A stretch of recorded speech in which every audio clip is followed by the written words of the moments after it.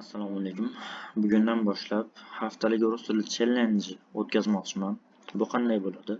Haftalik rus tili challenge deganda har kuni rus tili bilan shug'ullanish nazarda tutiladi. Ya'ni dam olish kunlarisiz, xordiqlarsiz, rejaga asoslangan holatda bosqichma-bosqich rus tilini o'rganib borish haqida bu. Xo'p, tushuntirib beradigan bo'lsak, bu yerda mana har kuni vazifalar 3 ga bo'lingan. Rus tili haqida bor narsa eshitish, gapirish va обязательно yozish. Mana shu uchala asosiy tamoyil asosida biz rus tilini o'rganmoqchimiz. Har kuni xuddi shu vazifalar qaytariladi. Mana. Xo'p, umuman dam olish kunlarisiz.